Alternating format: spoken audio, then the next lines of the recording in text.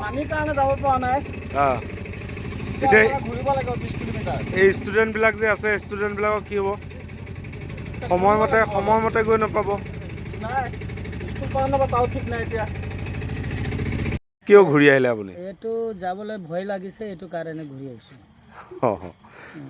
ৰাস্তাটো নাই, পানী ভৰি। আগতে এইফালে অহা যোৱা কৰে আপুনি হয় খৰালিৰ দিনত? এতিয়া পানী অহাৰ লগে লগে আপোনাৰ যাবলৈ ভয় লাগিছে। হয়। কি ক'ব আপুনি এতিয়া? এইয়া যিহেতু এইটোতো অকল ৰাইজে কৰিব নোৱাৰে।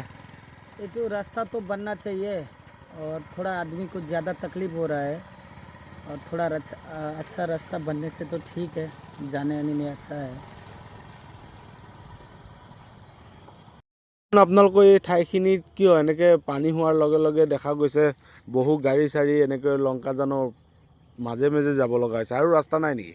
এই চাইডেতো আৰু ৰাস্তা নাই, কিন্তু ৰাস্তাটো এইটোৰ ভিতৰত মানে বানপানী অকণমান হ'লে মানুহৰ অহা যোৱা বহুত কষ্ট হয়।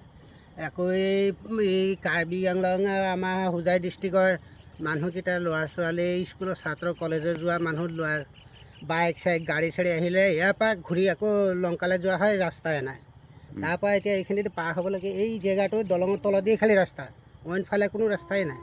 এতিয়া সেইখিনি যদি মানুহে কিবা এটা কৰি যদি দিয়ে, তেতিয়াহ'লে গাড়ী চাড়ীকেইটা যাব পাৰে। ইয়াৰ ভিতৰত আৰু গাড়ী চাড়ী যোৱা কোনো ৰাস্তাই নাই। আৰু স্কুলৰ ছাত্ৰ ছাত্ৰীসকলে এইফালে যাব? ছাত্ৰ ছাত্ৰীটো বহুত কষ্ট হয়। এই দলং ঘূৰি প্ৰায় উঠি যোৱাটো কিমান টান হয়, ইমান খাৰা জেগাতে ছাত্ৰকেইটা উঠাটো অলপ কষ্ট। আজি ল'ৰা ছোৱালী হ'লে ছোৱালীকেইটাৰ কষ্ট বেছি হয়, ল'ৰাকেইটাতো যেনে তেনে উঠি যায়। এতিয়া এই ছোৱালীকেইটাৰ কাৰণে বেছি প্ৰব্লেম হৈ আছে। বাইককেইটা আহিলেতো যাবই নোৱাৰে। এই এখন আহিছে কি যাব কেনেকৈ, সেইটোহে চিন্তা এটা। এই জেগাখিনিৰ নাম কি? এইখিনি হ'ল আমাৰ এই কি বুলি কয় এইটো গোহাঁইগাঁও, হাইপুৰ গোহাঁইগাঁও বুলি কয় এটা।